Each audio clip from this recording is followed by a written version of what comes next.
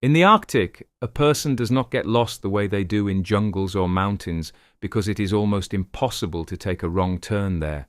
There are no landmarks, no trails, no familiar logic of space, and that is exactly why mistakes look different here. You may know exactly where you are on a map, understand direction, see the coastline or an ice field, but none of that gives you any real advantage because the environment itself is not designed for survival, and everything you think of as a plan is just an attempt to delay the inevitable. At the end of the 16th century, when Europe was only beginning to understand the real geography of the world, and most maps were a mix of observation, guesswork, and old theories,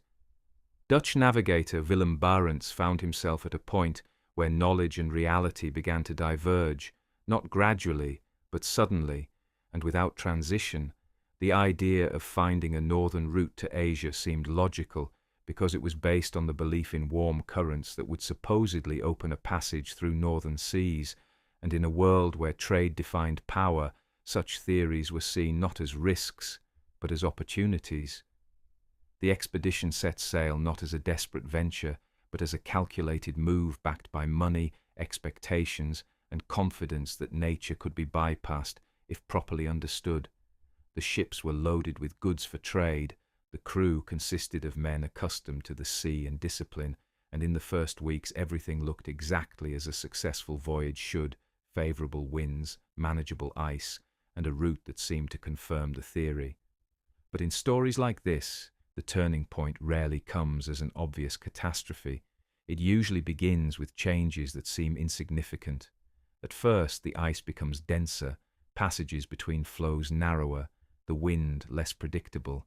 and the space that once felt open begins to close, not instantly, but step by step. So the crew still feels a sense of control because the ship is still moving, and as long as it moves, continue forward seems justified. By August 1596, this illusion began to break as the ship reached the coast of Novaya Zemlya, where ice was no longer a background element, but the dominant force of the environment. Massive drifting ice fields driven by wind and currents began to compress the space around the vessel, and every maneuver required increasing precision because a mistake no longer meant delay, it meant the risk of being trapped. Yet the crew kept searching for a passage, because in such conditions, stopping feels like defeat, while movement still feels like a chance. The decision to keep going was logical at that moment, but it was exactly this choice that slowly removed their ability to maneuver, because the farther they went, the harder it became to turn back. And when the ice began to press against the hull with such force that the wooden structure started to crack, it became clear that this was no longer a navigation problem, but the beginning of a different reality, where the sea stops being a road and becomes a trap. The ship, which until that moment had been a symbol of movement and control, was lifted onto the ice and effectively immobilized, and at that point, the expedition stopped being a journey and became a problem of survival, where the main question was no longer where to go next, but what to do when going forward is no longer possible, and that question turned out to be more difficult than any route, because it required abandoning the very idea that had brought them to sea. At a certain point, it becomes clear that the problem is no longer about the route or a navigation error, because even a perfect map changes nothing in these conditions, but about the fact that the environment itself no longer allows movement as an option. And that is when people face a decision that contradicts all their experience, to stop trying to leave and start preparing to stay. For a sailor, a ship is not just a means of transport, it is protection, a home, and the only structure separating a person from a hostile environment. And that is why the idea of voluntarily abandoning the vessel, especially while it is still afloat, does not look like a rational step, but like giving up the last line of safety. Yet the ice kept pressing against the hull with such force that staying on board became more dangerous, and every new crack was a reminder that this was no longer a matter of choice, but a matter of time. They held on until the last moment, because human logic is built in a way that makes us cling to what is familiar, even when it no longer works, and only when it became clear that the ship would not survive the winter, the crew began to do what had seemed impossible, just before moving their lives onto the shore, into a place with no shelter, no resources, and no guarantees that any of it would make sense. The coast of Novaya Zemlya offered nothing that could be used directly, no trees, no natural shelter, no signs that survival in temperatures far below zero for months was even possible, and it is here that one of the key principles of survival becomes visible, one that is not obvious until you face such an environment. If there are no resources around you, you have to create them, even if that means destroying what you already have.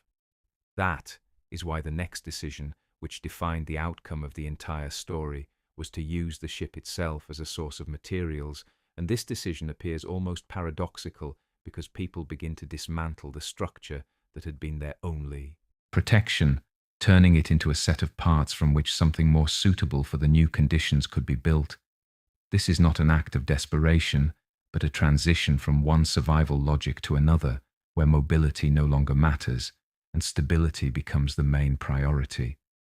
The work moved slowly and with difficulty because every action required effort and the temperature kept dropping, making tools less reliable and movements more costly, and at the same time, they had no margin for error because an unfinished shelter in such conditions would mean death.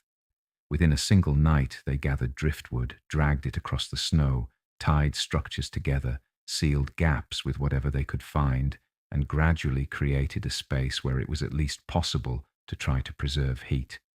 This was not just building a house, but an attempt to create a system that could work against the environment where every detail mattered, because even a small gap could lead to heat loss, and therefore loss of strength, and eventually life.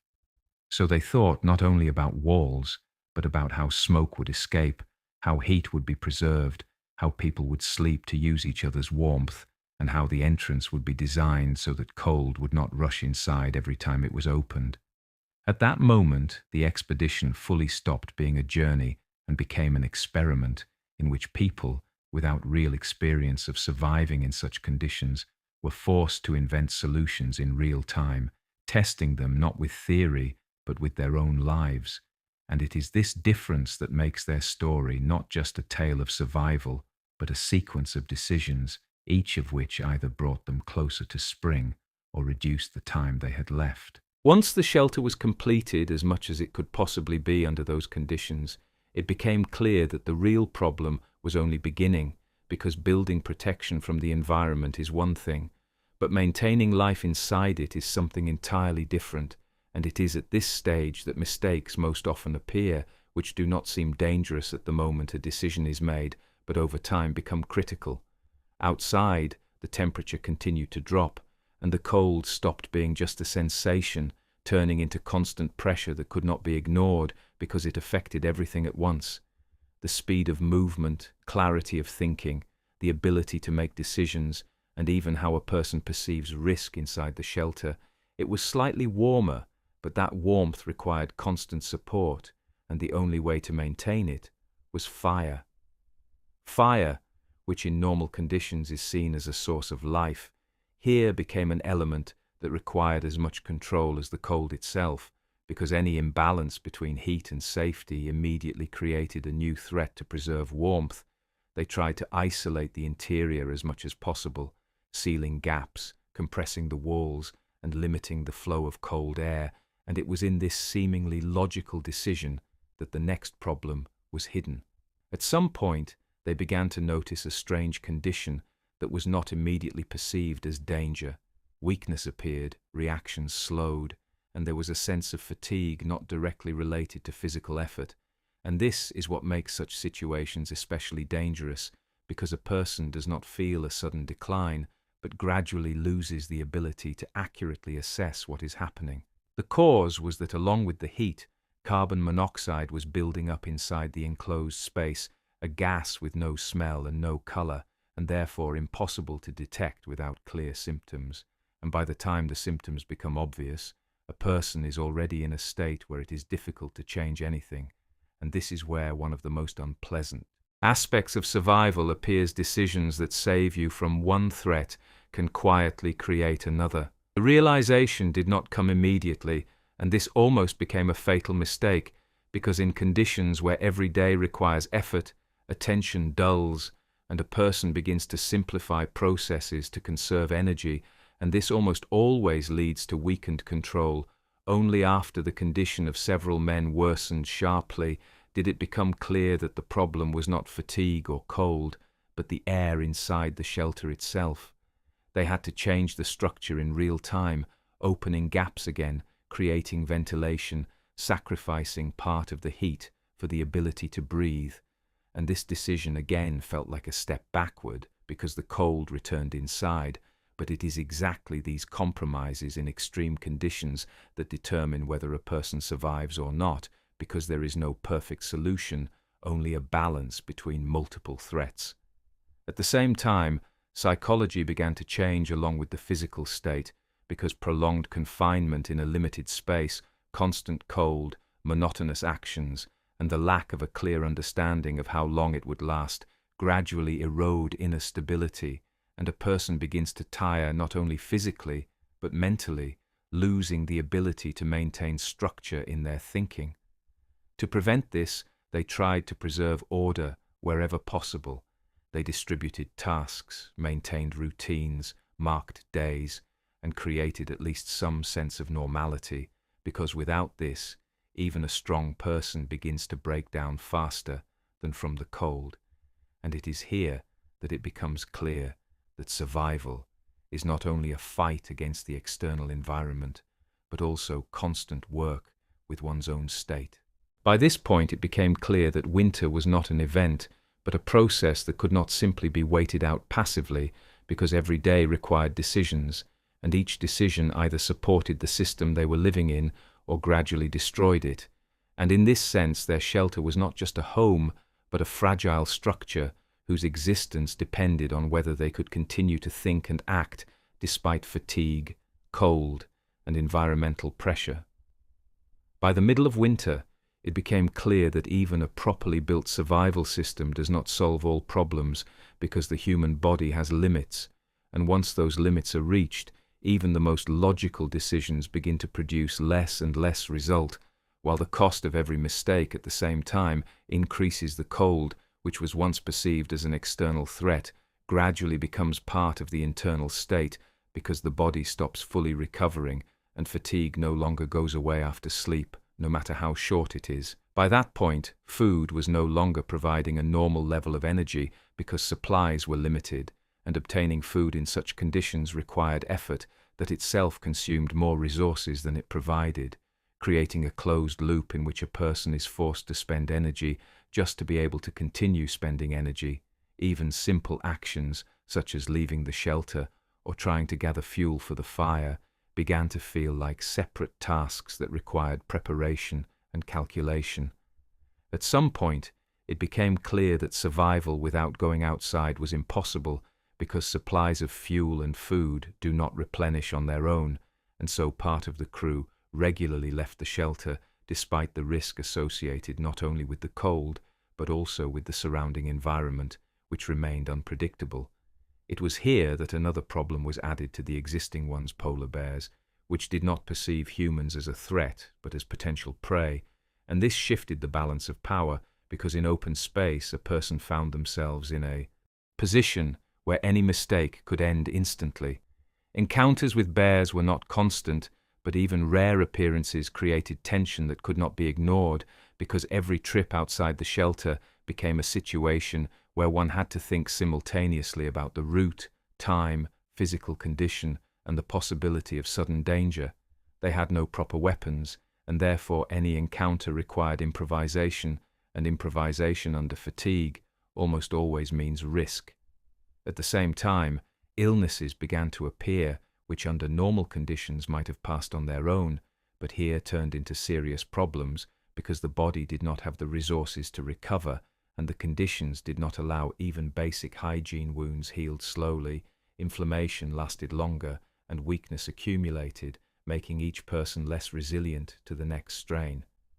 The most dangerous aspect of this phase was that deterioration happened gradually, without sharp breaks, and that is why it was difficult to notice in time, because each day was only slightly worse than the previous one, and that slightly was not perceived as a critical change until it became too late. In such conditions, a person tends to adapt to deterioration, accepting it as a new normal, and this reduces the ability to respond to real threats.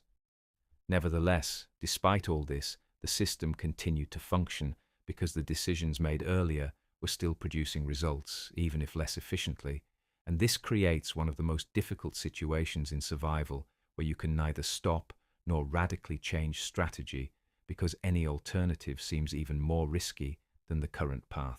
By the end of this period, it became obvious that waiting any longer was no longer possible because resources continued to decrease and the condition of the people worsened, and if nothing changed, the system that had kept them alive until that point would begin to collapse faster than they could maintain it. And it was at this moment that the same question arose again, one that had already determined their fate once before, but now in a different form: to stay and gradually lose strength, or to take the risk and attempt to leave. This decision was harder than the first one, because now they had experience, and that experience showed how dangerous the environment they would have to enter was, but at the same time, it also showed that staying meant accepting slow deterioration as the only outcome, and in this choice, as before, there was no correct option, only a balance between the speed of risk and its inevitability. By the time it became clear that staying was no longer possible, the decision no longer looked like a choice between risk and safety, because there was no safe option, only two scenarios with different speeds of decline: slow exhaustion inside the shelter, or an attempt to move through an environment that had already shown how hostile it was to humans. And this is what makes final decisions in such stories the hardest, because they are made not when strength is available, but when it is already running out. They began preparing to leave, understanding that the ship, which had once been their support, no longer played any role, and the shelter that had saved them through the winter could not save them any further.